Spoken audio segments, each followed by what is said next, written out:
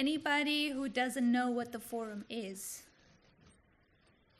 Okay, not too many people. I'm so happy to see that. We started doing the forum about over a year ago, and it is a 1-hour moderated discussion where you share your insights with us. So for this session here, this is as you can see, it's a part 2. So we did a part 1 in Paris last month. And it was about cooperating in difficult times, making interdisciplinarity work. So it's about how to do interdisciplinarity. I am joined today, I will be the moderator, and I'm joined by our respondent, Dr. Marcelo Starikov. So I want to recap what we did in part 1 in Paris. We asked participants, just like you, do you engage in interdisciplinary research? 67%, a large number said yes, which is great to see, but also not surprising, given that IAFOR is an interdisciplinary conference. And 33% said no, but maybe in the future. So it's nice to see that they're open to interdisciplinarity. Does your institution support interdisciplinary research? Again, that's half of them said yes, in a formal way. So there's programs, there's funding, etc. Then 29% said yes, but it's informal. So they don't get funding for it. They don't have programs for it. And that is one of the challenges they have identified when doing interdisciplinarity. Institutions are not really supporting it. And are the methods of one discipline unmeasurable in others, or can there be an integration and coexistence? As it's not a surprise, the majority said that they can be integrated, but we need to carefully contextualize. So it's not just copy-paste into another discipline. We need to carefully put the parameters, and then, yes, disciplines can talk to each other. So the challenges they have identified is, well, you are seen as a failure if you are an interdisciplinary scholar because you're not properly educated in anything. The other one, we talked about budgetary constraints. Then it's also about time. It requires extra time to do research about fields you are not an expert in. And if you are a faculty member and you have to teach courses as well and grade and go to faculty meetings, then there's no time anymore to do an in-depth research on a field that you're not specializing in. And the other one is, who am I talking to? How do I present all this data to a diverse audience without being too technical or, on the other hand, too superficial? So these are some challenges, and hopefully we can build on this during this discussion. First, before we move on, we have a fun question, an icebreaker question for you. Just like this morning, I want you to stand up and find somebody that you don't know yet. I know it's in the middle of the conference, maybe you already know each other. Find somebody you don't know and ask, in what discipline do you situate yourself? What do you study in your discipline, and why is it important? Okay, you have 5 minutes, please. Actually, I teach history, and my research interest lies in gender. In gender, basically, particularly gender and politics. So I think when you are teaching, what I found these days, in my country specifically, I'm not aware about the other part, the funding and policies are the most important thing. If they are not accurate, I can't do research, I can't teach. So I found that that's a common thing between my fellow and me. Both of us are trying to improve and promote the role of minorities in our field. And that's great. I'm someone working on the role of minorities in terms of people with disabilities, and I'm working on the role of women and sexual and gender minorities in engineering. So we found a great common ground. Thank you. Thank you so much. It seems that your common ground was around inclusion. Is that right? You've found that pedagogy, through an inclusive approach to pedagogy, both of your disciplines achieved that. That's fantastic. So it was surprising for me. I come from the educational faculty, so I do research on active methodologies and how to innovate in primary, secondary, and higher education. And she comes from fashion, so it's totally different. But the funny thing is that I do research on active methodology, so I try to make teachers use problem-based learning, for example, or project-based learning, and she uses that methodology in their classes, in her classes at university. So it was really interesting to argue a little bit or discuss a little bit on how this methodology really works. That's fascinating. So you found common ground in terms of your approaches to the pedagogy, to the teaching and learning process. And I guess what you had in common was that sense of wanting the student to be able to thrive in terms of problem solving, not just giving them knowledge. Is that right? Well, fantastic. That's really, really good.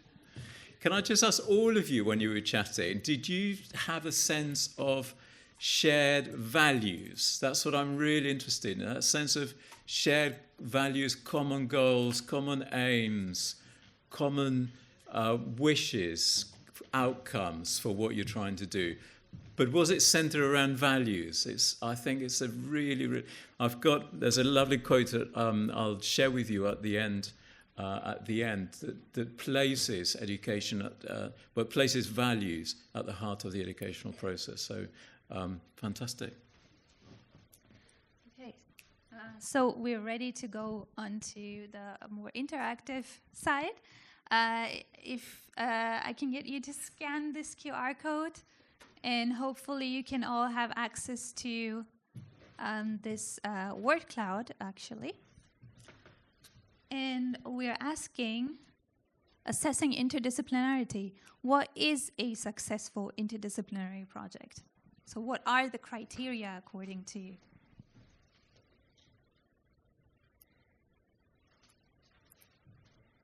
This is so good.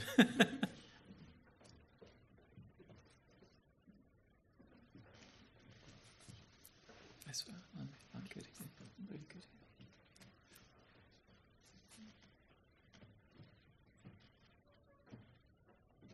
This is amazing. You were just talking about values. They're all coming up now, aren't they? Most of these are values-driven objectives. Mutual benefits.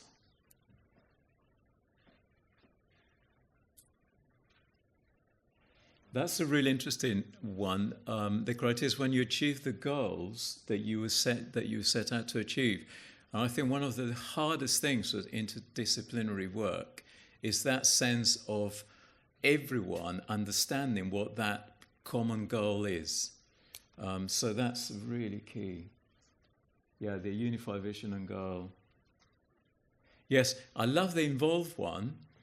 That sense that when you have an interdisciplinary work of working, everyone feels valued and everyone feels equally involved and no one feels isolated. That's a real skill and real very hard thing to achieve. New framings. How wonderful is that? Isn't that's the key thing, isn't it? When you're working interdisciplinarily,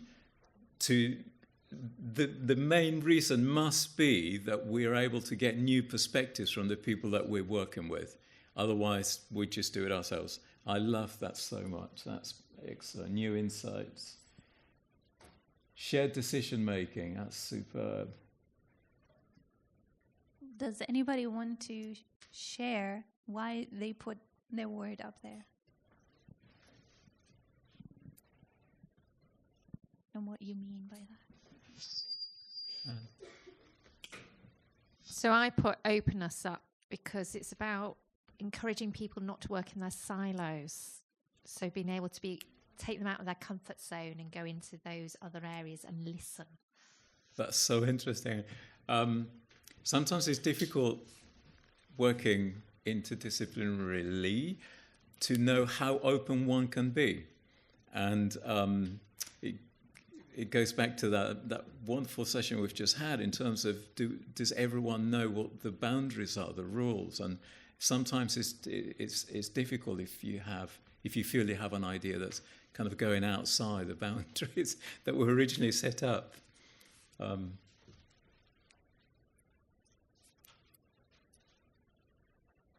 Anybody want to share? And I'm interested to hear how you would also assess that. In a project, how would you assess trust, understanding? Oh, so it's not for what you said, but for the previous one. So I put inclusive because I feel like for example, I'm a designer by profession. So if I'm designing any experiences, then it matters to me that my design reaches for all kinds of people. So neurodiverse people, other kinds of people, different age groups. So it should be really inclusive in terms of people, their likings, their dislikings. So this is what my conversation was also included about. The commonality was also being inclusive. So yeah, I think that's what interdisciplinary matters as well in terms of, yeah. I just picking up from your session, Tim, just one of the successes, I think, of interdisciplinary work is the ability to develop that sense of sharing ideas which sometimes can be conflicting in a really respectful manner, which I think is a real, fantastic outcome of collaboration and pushing boundaries forward. And seeing identifying new ways of seeing things, new perspectives that you hadn't thought of, which may go against your original beliefs. So, yeah, amazing.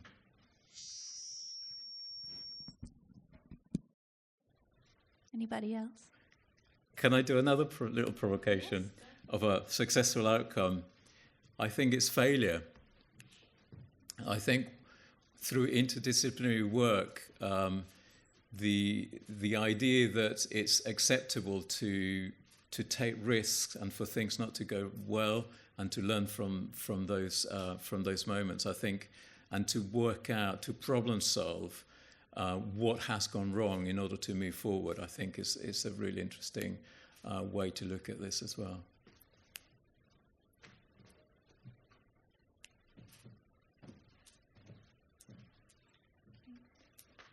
Perhaps we can move on to the next one. Which is, sorry, Yes. so I just say, which is, what I mean, it's the nature of scientific research, isn't it? So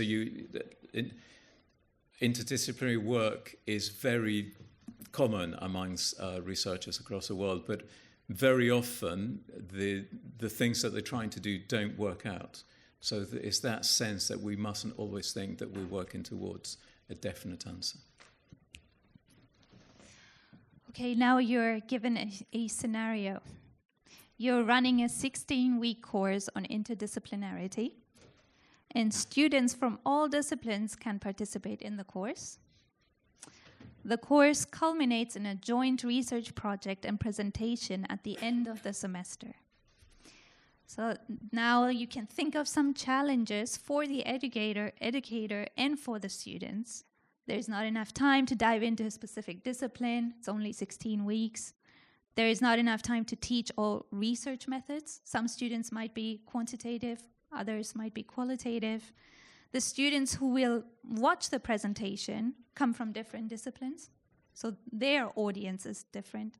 And the educator has to assess the work in a discipline they might not be familiar with at the end. So now the question is, what and how would you teach? Yeah, there's a really interesting concept there of how our teaching, our pedagogy can lead to students wanting to go the extra mile. I really find that very exciting, because that sense of intrinsic motivation coming out of of how we present or how we create the learning environment is what then leads to amazing things happening that we were not expecting as the teacher. That's brilliant. Yeah, I like the why comment there, because I feel that it's so crucial to ensure that when we teach, whatever our disciplines are, that the students don't feel that knowledge is the end product, but it's just that the understanding of that knowledge and the wisdom with which to use that understanding and knowledge for the to improve society is the really interesting aspect of education. Does anybody want to share why they put their answer up there?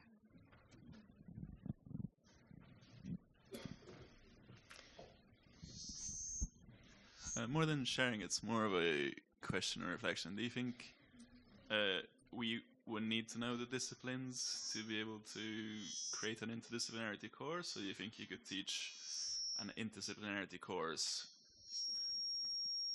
with whatever amalgamation of disciplines?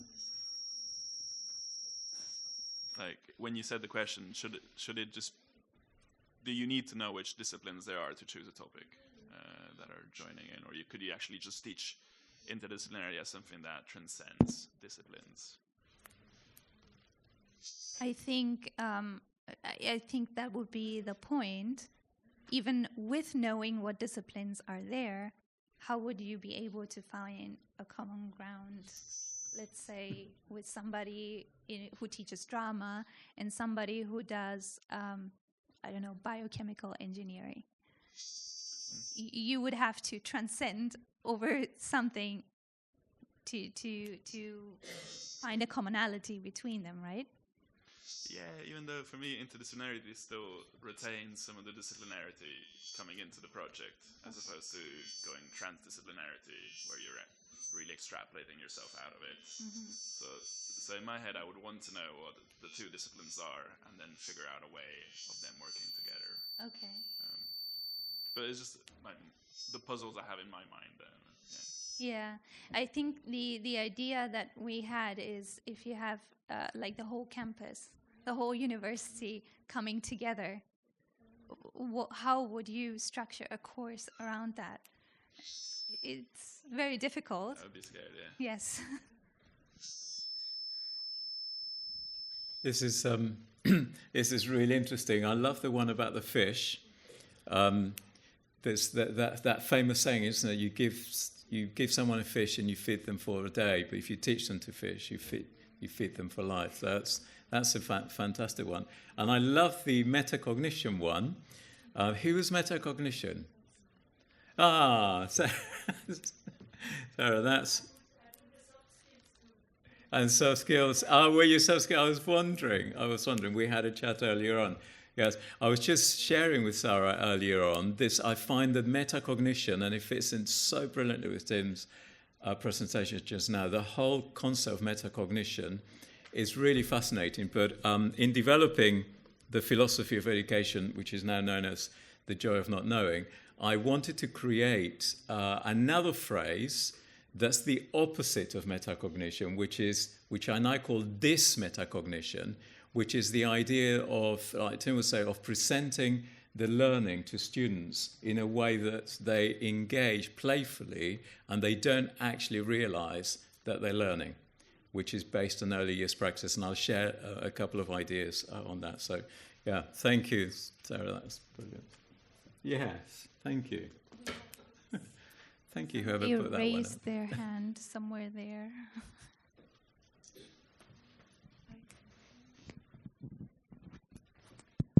I think I look at inclusivity and sustainability, because even in my approach, it is that I would like to say that when you look at interdisciplinarity and then you look at outcome, maybe the ability to solve or the outcome to be ready for real world challenges. Yes. In both cases. And I give you a background because I'm in law and public policy.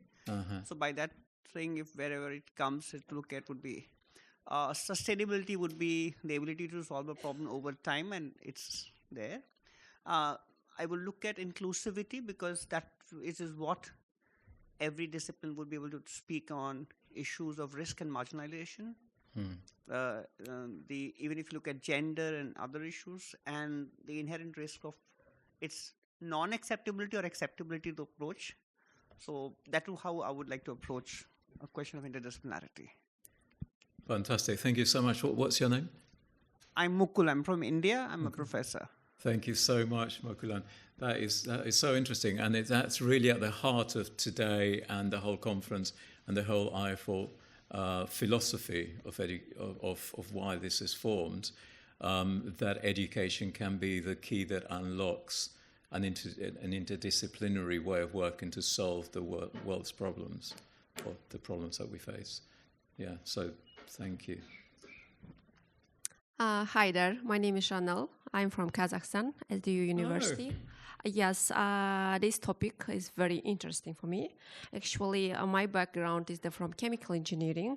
Now I am switching into the interdisciplinary research, like the using of environmental science in a soil enrichment. We are integrating it with AI and would like somehow to adapt it into the education. So we have won some internal grant this year in our university. Would like to apply for the Horizon also project. We have already talked with our partners in Europe, here also in UK, and it seems like for me it's very interesting. And the interdisciplinary thinking, also the collaboration, the new ideas shares with three of the research areas will be interesting. So we are so excited, and I hopefully will share with the results with papers. We had already participated in a conference in the Portugal this year in the May month. So it will be, our paper will be publishing. So it seems like it gives more chance for the people who would like to not switching their research area from one part to another area, but to take both of the parts. So Fantastic. What did you say your name was? Sorry. Janul. Chanel. Yes. I am so excited that you took the microphone and spoke, Chanel, because I'm at the University of Sussex at the moment, and one day a week I have my role is to look after, to lead the visiting Bolashat scholars from Kazakhstan who visit us every year. So we have 14 or so this year. And so I'm absolutely delighted to meet you from Kazakhstan. And I was in Almaty in February, leading one of the courses out there. So we must chat afterwards, definitely, because if you would like to develop, we're doing so many interdisciplinary things with different universities in Kazakhstan that'd be amazing to involve you in it. And if there's someone here from Uzbekistan as well, I'd love to meet. I see. We must chat afterwards. Brilliant. I have one more here. Okay. Yes. Yeah. Hi, my name is Iman. I'm coming from the UAE, and I put up the whys behind it. Oh, thank you. So, I agree. It's all about that they really know that it's not about the end product, and we move their attention from the end product to the process of learning. And we do reflect that with the students, and that we found out in our experience once we move their attention away from the end product, and we reflect that in the assessment. So we don't really place much weight on the end product for the assessment of these coursework or projects, and we place much of the focus on the learning process. On the process, yeah. What's your name? Iman. Iman, that's so interesting. But can I add a little thing to that? I love the idea that you're saying you place emphasis on the process to get to the end product. But what I'm also really fascinated by is when you get to the end product is how students, and particularly young children, how they view that end product. So viewing that end product as the beginning of needing to have an understanding of it, and then developing the wisdom to use that end product for the good of society and to add social and cultural capital with the end, using the end product as the promotion of new ideas, problem solving. But I agree, also the process. But it's really interesting to think about the outcome as the beginning of many possibilities. Yeah, as well. I agree. Thank you. It seems we have a technical issue. I think the internet is very flaky here. I think there was another question here.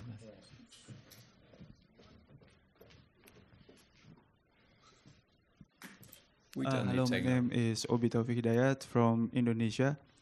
I answer service learning if I have chance to teach one semester, because service learning is the course that teach students who coming from interdisciplinary, so they apply what students learn in the class to the community. But my challenge is when students go to the community, so it's difficult to make students focus on what they apply, what the theories they learn in the class, and then they apply in the communities, because commonly that students just do community service only, so they help community, society, but not focus on enhancing theoretical knowledge on student. Thank you. Thank you so much. That's really interesting, that link between what we teach and then how it's used within society. That's really interesting. Thank you. I personally agree with you a lot. I think service learning should be the one thing that we teach. I'm someone who believes a lot in outcome. So I really want to see research being applied and have some practical outcome for the world outside. And I think this is how students are learning also by experiencing. So it's a learning experience through a project, for example. So I think we need to reconciliate the university with the community and the role of the university in society in general. So I agree that service learning should be one thing. Absolutely, yeah. And and also really key within that is the what I call the effective lifelong learning disposition. So as we teach, particularly with young children, is not just to share knowledge with them, but also share and shape them with all the dispositions that will make them effective lifelong learners and contributors to society. Hello. I have something to share about the previous one. I couldn't put my idea there because I have some issue with internet. I was thinking that I would probably teach academic integrity and ethics, and it could be ethics in learning, ethics in research, even workplace, depending on, their program. And I believe I agree with you, because earlier you said when you find a common ground with someone from a different discipline, it's mostly because you have shared values. And this integrity, especially now that we have this AI, and we've been talking about it the whole day, I believe because of that, it's important to instill those ideas of integrity, not doing things just to show off, but, actually not learning anything, but also doing things for the good of society and doing it with integrity. That's why I think I would teach that. I think that's so valuable, and it goes to the heart of human integrity, isn't it? It's that famous saying that are you still doing what you're doing when you've been observed, when no one's looking? So it's that sense of real passion for human integrity is really, really fascinating. Thank you. What do you do?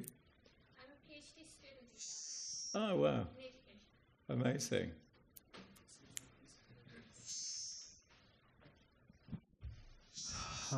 Thank you, sir. My question is, I have two questions. One is, I'm transitioning from linguistic research to neighbor side of linguistics in a way, like medical sciences. But I was thinking all the time that maybe it's not a good point to transition from one discipline to another.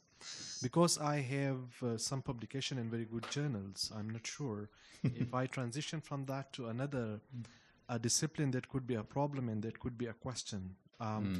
So I saw data that was open source data research conducted by researchers, MIT, and that is open source data. And I thought I read all that, and I prepared one of the research paper using the autoencoder fMRI data.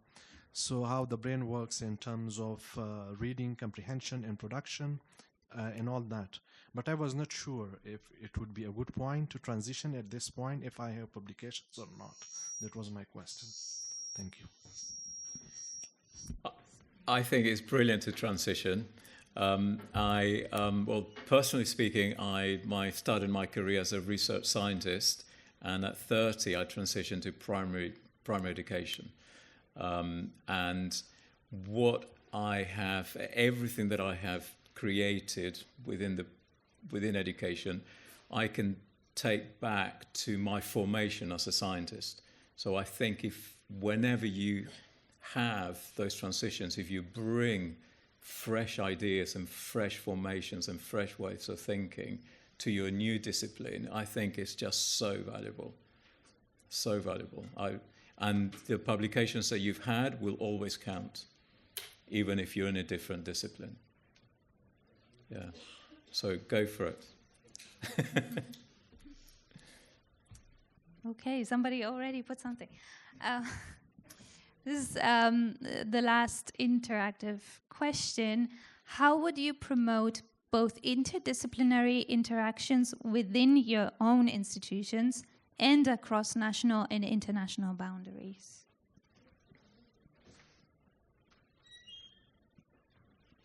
Yes.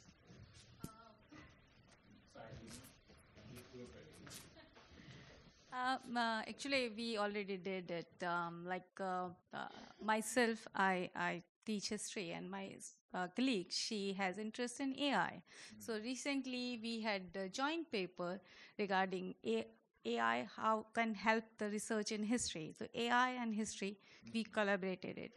And for our student last year, we had a inter-university exchange program. So we have the history students, and we had the exchange program with the law students. And what was the common ground? The common ground was the Constitution, because the modern Indian history, we do teach the making of Indian Constitution. And law student, definitely they study about the Constitution. So Constitution was the common ground, and our students were basically telling them the historical perspective, and they were telling our students the law perspective. So that was we did last year. This is so fascinating. I've got, after this, a couple of slides I want to share with you, and one of them is exactly what you've just said. I'll show you how at Sussex I've had the opportunity to do exactly that, bring in people from different fields to talk about the same thing. Yeah, brilliant. Thank you. I love your enthusiasm. It's fantastic.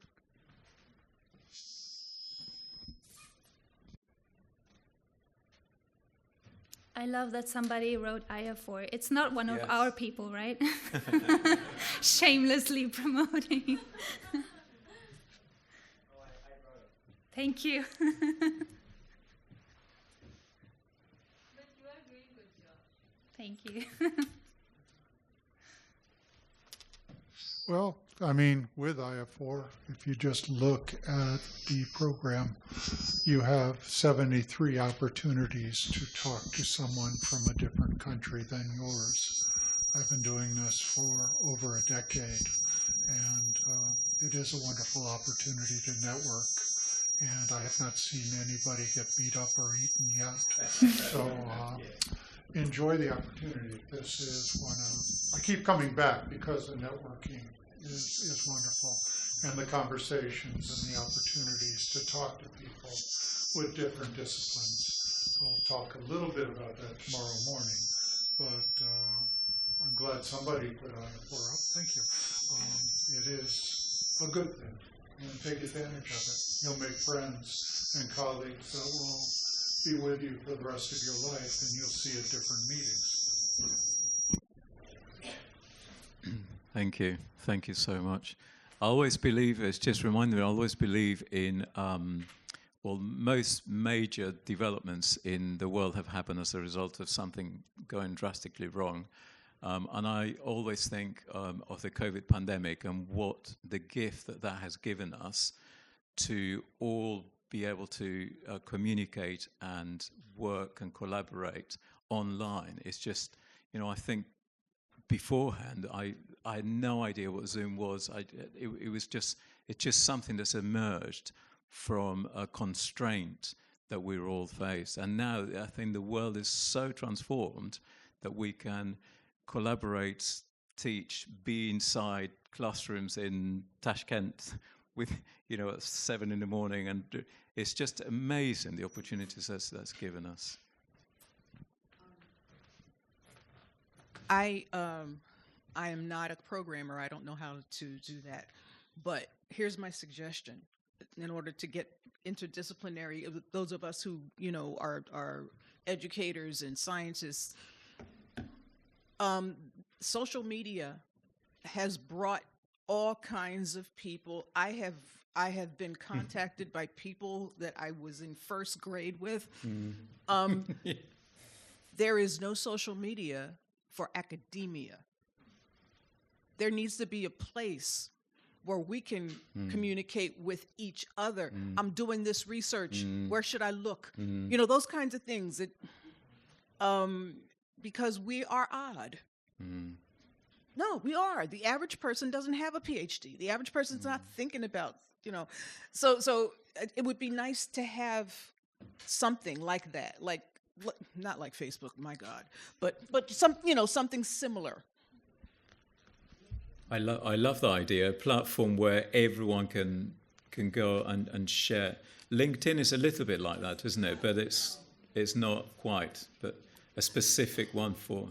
Let's set one up. Well, I was going to say there was one set up, which was to do with learning and teaching practice, which was on Twitter, which has now moved to Blue Yonder, and it's called the LTHE Chat. And everybody meets on that space on a Wednesday evening, UK time, between 7 and 8. Well, it's not Twitter now, it's on Blue Yonder, but it was before Twitter became X and yuck. Blue Sky, sorry.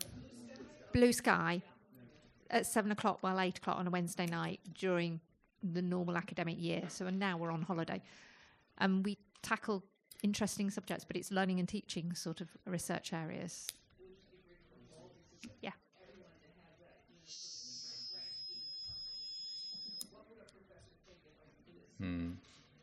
Yeah. So what I'm saying is friends set that up. I think there's another one. Yeah.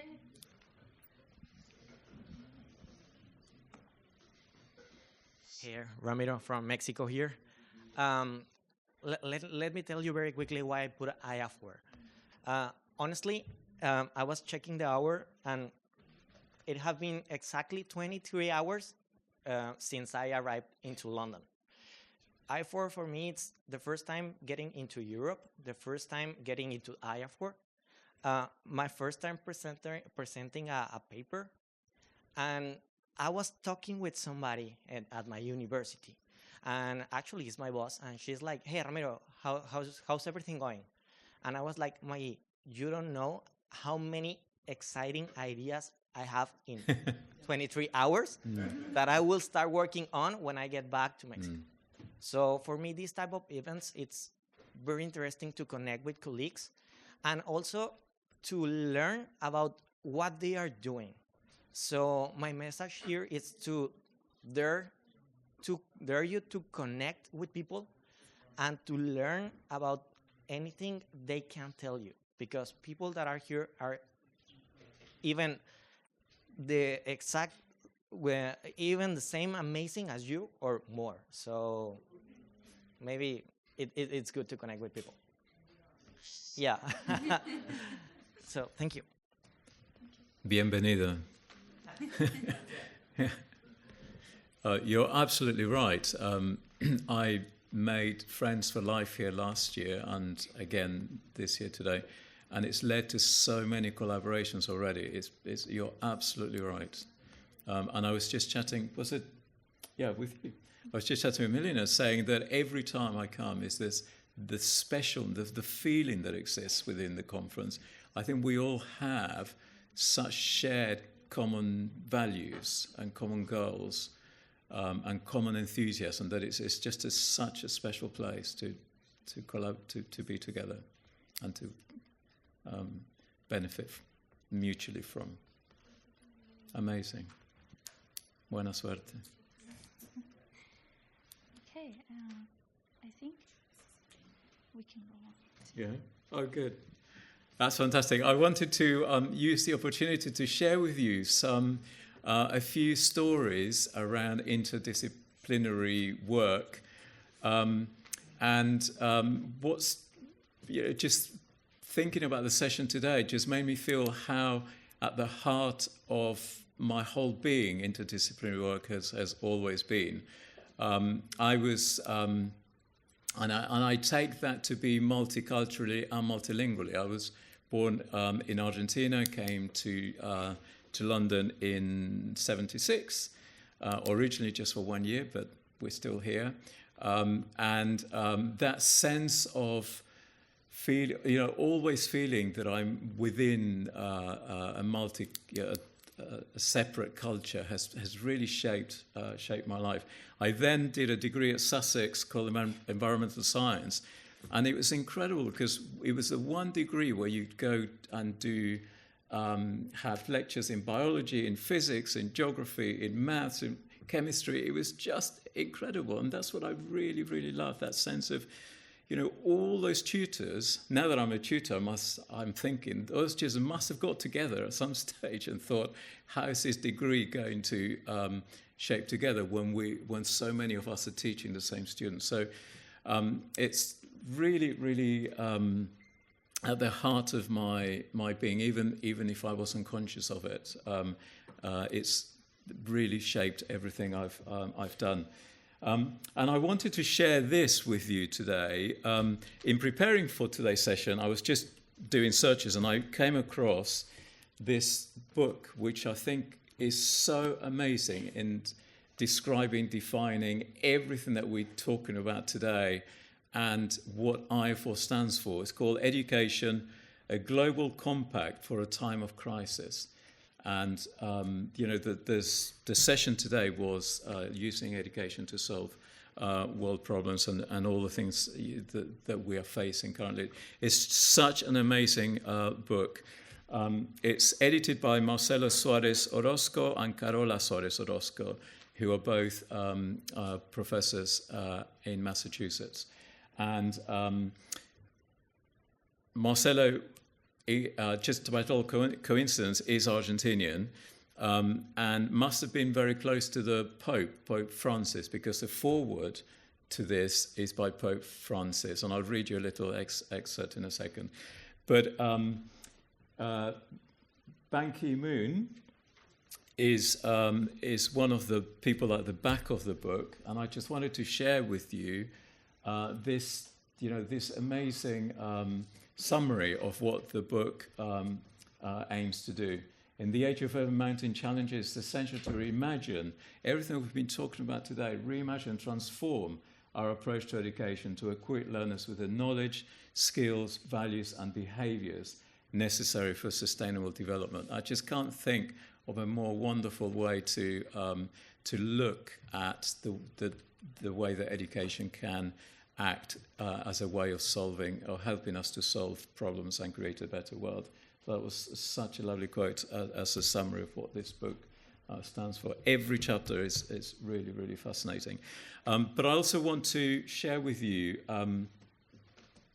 some practical ideas that have been at the heart of the Joy of Not Knowing philosophy of education that I've been developing, and that have interdisciplinary principles at the heart of it all.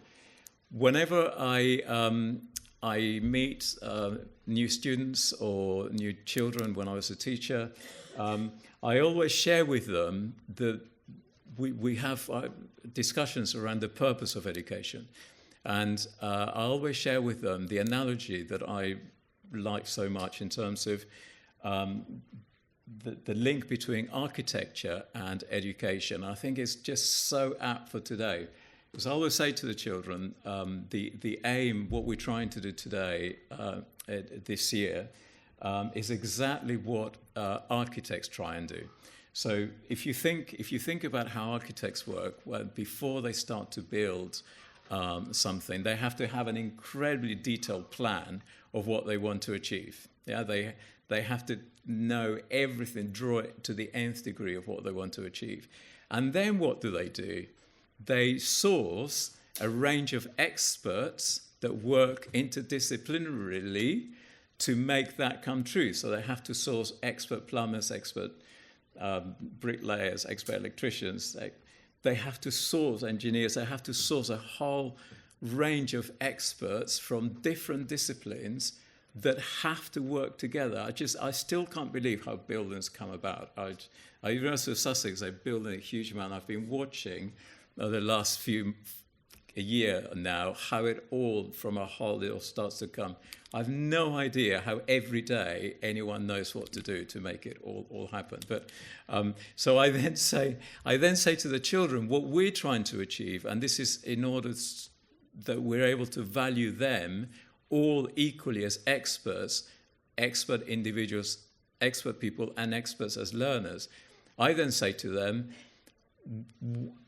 us as teachers, we have the same detailed plans of what we want to achieve for the whole year. And then I say to them, here are my experts that are going to help my plans come true.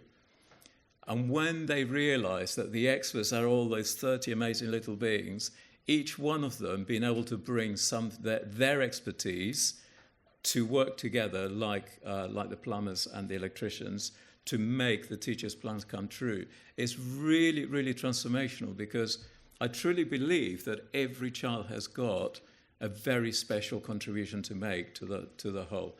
And that sense, before preparing for today, I didn't realize how that's interdisciplinarity at work within with very small children, and this is a really wonderful example that I wanted to share with you. And I was so delighted today. I was kind of just sitting there thinking, I was so delighted that so many of our wonderful speakers today, morning and afternoon, mentioned the importance of early years and education, of thinking of how we educate the children right from the outset of their lives, and the impact that they can then have in terms of their view and their ability to work interdisciplinary when they go to university and when they grow up. I believe that's, if we get it right at the beginning, then we're forming those individuals who are able to be open-minded and disagree respectfully and have all those attributes that will enable them to work interdisciplinarily when they are growing up. And this is, when I was head of Hertford Infants and Nursery School, we bought new equipment for the children. We just put out all the equipment in the playground, and all the reception children went out into the playground. And we did not intervene. It was just, this is the playfulness of their own. And then we suddenly looked round, and they had created this most incredible thing. They created a bike wash. So I don't know if you can see it, but they created a bike wash, and if we talk about interdisciplinary formation of very young children, what you can see is that he's doing the spray, they're doing the spray, he's doing the tickets. They've all got a job. They're all bringing in an expertise into the play. They're all cueing beautifully. So that sense of respect, this is not adult-led at all. This is the sense that children are naturally interdisciplinary built, aren't they? This is naturally they are going to. If we give them the opportunities and we have the right culture in the schools and in education, this will happen. And the patience of the ones at the back queuing to get through is really, really special. So I just think if we get it, if we really, really get it right at the beginning, it can have such wonderful impacts in their futures. And this is something that's really at the heart of the joint philosophy, and this became something that I developed when I moved into headship, moving the ideas from the classroom into whole school leadership. This is so amazing, and again, in preparing for today, I realized how interdisciplinary this was. What I created was a very special way of getting every single member of staff and children, as I'll share in a minute, involved in the school strategic development of the school. So the first inset day in September, we'd always get the cleaners, the caretakers, the admin staff, every single adult in the school together, and I would present the school development priorities for that year, and then they would all choose a team to go into. So whatever their interest, they would choose one of the teams, and the whole year they would work together. I call them multi-professional teams, multi-professionally, to try and move that priority forwards, which is just so incredible because everyone felt valued, everyone felt that they were contributing their expertise towards making that priority come true. And for me, it was amazing because as a head, I didn't have the expertise that a teaching assistant would have working with those children every single day. So using the expertise of every member of the different expertise they all bring to multi-professional teams was really, really fantastic. And then I created the idea of having learning leaders, like you have school council leaders, learning leaders in each class. And so 2 children from each class would be known as the learning leaders. And they would then also choose to form part of those teams. And they would do 2 things. They would work with those teams to interpret what the priority was and then write it in their own language. So we had a school development plan written by the senior leadership team, and then we had the equivalent one reinterpreted and written by the children, and they worked in parallel. And on inset days, which is usually school holidays, the learning leaders would run into the school and be with us all day working in those multi-professional teams, so included the children as well. So it was only now that I realized, Joe, how interdisciplinary this mode of working was and how much that was the culture of the school. And now moving on to an example of interdisciplinary work now at Sussex. One of the sessions that I do is a collaborative teaching and learning session as part of the PGCE cert in higher education, which is qualification that when you're a lecturer in the UK, you have to have in order to be qualified as a lecturer in higher education here. And it was amazing because this, again, I didn't realize this was happening, but I set the group up into a scenario, which, like Tim says, is this they were playing with a concept of collaborative learning. So I put them into 2 groups. One of them had to argue that collaborative teaching and learning was the best thing ever, and one had to argue that collaborative teaching and learning was a total disaster in higher education. And they were defendants and prosecutors of that idea. But what was incredible is that they were all, and this is when it comes to your example, because by definition, they're from all departments in the university. Usually we just teach our own students. These are people who are trying to gain this qualification from all departments.